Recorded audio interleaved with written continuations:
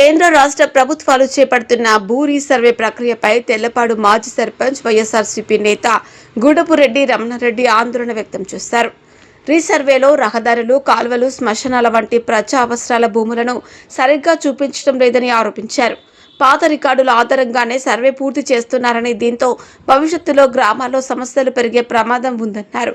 ఈ విషయంపై రెవెన్యూ ఉన్నతాధికారులు ప్రత్యేక దృష్టి పెట్టాలని ఆయన కోరారు. అందరికీ నమస్తే. ఆంధ్రప్రదేశ్ రాష్ట్ర రెవెన్యూ శాఖ అధికారులకు నా ముఖ్య విన్నపం ఏమనగా, కేంద్ర రాష్ట్ర ప్రభుత్వాలు ఎంతో ప్రతిష్టాత్మకంగా చేపట్టిన భూ రీసర్వే కార్యక్రమం కొన్ని మండలాలలో నామకావస్తిగా తూతూ మంత్రంగా జరుగుతూ ఉన్నది. ప్రజా సమస్యలు పూర్తిగా భూ సమస్యలు పరిష్కారం చేసే దిశగా ఈరోజు ఎక్కడా జరగట్లేదు. ఉదాహరణకు మా కలసపాడు మండలం మరియు ఇతర కొన్ని గ్రామాలలోని ఎక్కువ ప్రభుత్వ ఆయకట్టు భూములున్న ఏరియాలలో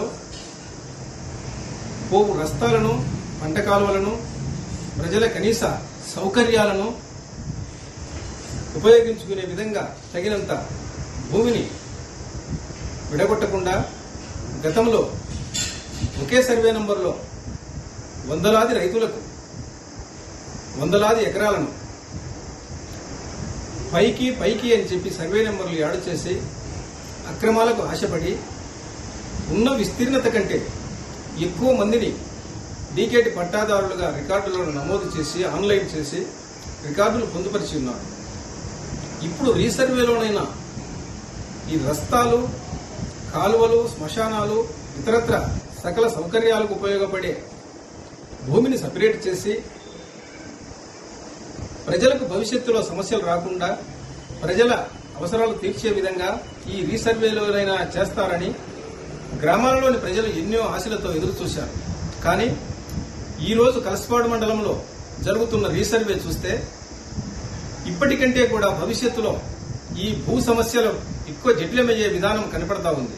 ఎందుకంటే ఉదాహరణకు మా తెల్లపాడు పంచాయతీలోని Kondapeta survey number 213, 218, 186, survey number 1, అలాగే తెల్లపాడులోని 258లో నుండి రంపుకుంట చెరువు వరకు వెళ్లే రస్తా, తెల్లపాడు సర్వే నంబర్ 2లో ఉన్న శ్మశానము మరియు ఇతర ఇంకా ఎన్నెన్నో సర్వే నంబర్లో, ఇవి కేవలం ఉదాహరణకు మాత్రమే చెబుతున్నాము.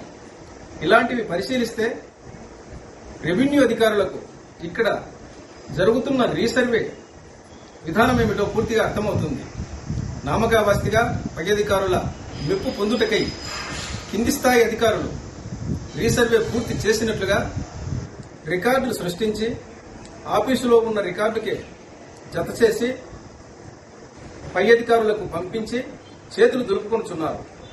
దీనికి ముఖ్యంగా నా విన్నపం ఏమిటంటే, ఎక్కువ డీకేటీ భూములున్న గ్రామ రెవెన్యూ విలేజ్లలో పై అధికారులు ప్రత్యేక దృష్టి పెట్టి భవిష్యత్తులో ప్రజలకు కనీస అవసరాలకు ఎలాంటి ఇబ్బందులు లేకుండా సకల సౌకర్యాలకు అవకాశం కల్పించి ఎక్కువ ఎక్స్టెంట్ విస్తీర్ణం ఇచ్చిన రైతులను తొలగించి